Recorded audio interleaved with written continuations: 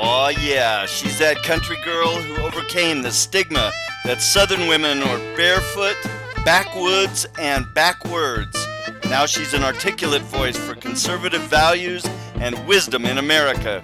Sitting on her front porch, sharing common sense, here's Marnie. Hi, welcome back to my front porch where we talk about common sense principles in America. Let's talk about some common sense principles and ideas to use when you see a news story either on the internet or on mainstream media or somewhere like that. First of all, I would take everything that you see with a grain of salt, even if it supports your ideas and is on your side of the opinion. When you see something, especially on the internet, a lot of times there'll be very sensationalized headline. For example, I saw one the other day that said Nancy Pelosi appropriates like $2 billion from the Social Security over to pay for the impeachment trials for Trump. Okay, so that, for example, to me, I'm like, yeah, that doesn't sound right. So I click on it and I look through it and I notice one little paragraph that's very kind of tongue-in-cheek. And you can tell that it's just one of these articles that has a sensational headline, and then it's satirical. It's a satirical article, but you have to be an aware reader. And really, we've lost almost the entire ability to understand satire in our current state of the union. And so some people, they pass these things along as if they're real when the original intent was to be satirical. That's one reason why you got to look at things closely and not just go by the headlines. Another reason is that people use these really sensational headlines just to get clicks. They call them clickbait. What it is, they're trying to get you onto their page, and then on that page they've got ads for other things. You'll notice those big images, different images at the bottom of the articles, or there's ads all through it. And they're hoping you're going to click on those things. Maybe that you're even going to accidentally click on them. They'll put their ads in the way so that, and they'll repeat the same content over and over through the page because they're trying to come up higher in search engines for this subject matter. And they're just hoping that you're going to accidentally click or literally click on purpose one of these ads, and they're going to make so many, anywhere from 10 cents to $1 or whatever off of every click that happens. They're just about making money.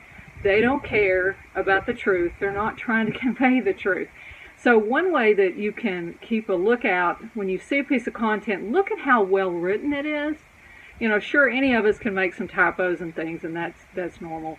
But if it's, the same thing written over and over again, it's got a lot of ads all in it, that's a questionable source, okay? It's just about getting the clicks. And so you need to research further, dig down further, and see, is this really true? And then you could maybe do a search and look for this subject and see if it's really true or not. Now, you've got Snopes out there that likes to debunk things, but you can't always trust Snopes either, because it's just a man and his wife who have more left-leaning views, and so they're going to debunk almost anything that maybe a conservative would say. So you got to be careful. If it's a benign topic, they could be right on the money. What they do is they just go and search Google and see what Google's saying. As we know, and all the hearings that have been coming out, even Google is manipulating what comes up in the search engine, so you really can't trust that either. Generally, what I do is I go back to a source document, and I started doing this especially during the Obama administration, because you'd see something like, Obama writes an executive order to get rid of the Pledge of Allegiance. And I'm like, did he do that really? So I searched through executive orders. There was no executive order about that. So you can go to the White House's website, look up executive orders, see what's really there.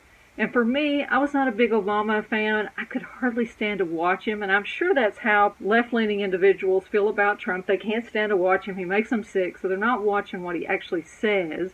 So they believe maybe what's in the news without ever listening. What did he actually say? So I did this with Obama. I would either go back and actually make myself listen to what he literally said, in context. You can find things like that on C-SPAN that are uncut, unedited, unopinionated. Find the original transcripts, the original video recordings. Look at those.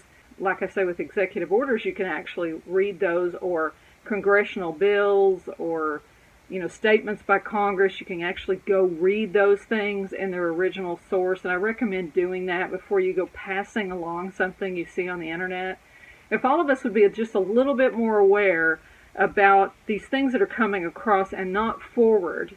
See, what these sensational things are counting on is that you're not really going to read it. You're going to see the headline and say, whoa, they're doing this, I'm going to pass it on. And you don't even take the time to read it. You put it on your wall, and now it's just spreading more and more of this garbage all over, and they're making money off of it. That's all it's about. Go back to the source documents. If it looks fishy or questionable, or wow, this is horrible and sensational, it's probably not accurate. At least look at it. I mean, some things, they literally are doing things that are appalling, but we need to look and document, and make sure if we're going to pass something on that it's legitimate, that there's some backup for it. Sometimes I make mistakes. Sometimes I forward things that I think look real too. I mean, we can all be duped into something like that. When somebody corrects me on it, I'll, immediately pull it. Doesn't happen often, because I'm kind of gotten, 20-something years on the internet. I've gotten used to reading things and with a critical eye and a skeptical eye. I just don't believe much of anything I read online or in here on the news, things like that. I take it with a grain of salt, especially if you can tell somebody's opinion is interjected in. Because frankly, today we don't have news like we did during Walter Cronkite's day and age, where they just reported the facts in the news with no opinion interjected. Now we have, 24-hour news. It's always coming at it from all directions, and it's just tons of opinion that's not actual fact. So always go back to your source documents. Those are my tips for today, to have a little bit more common sense when we're looking at things in the media. Y'all take care. God bless. Have a wonderful day.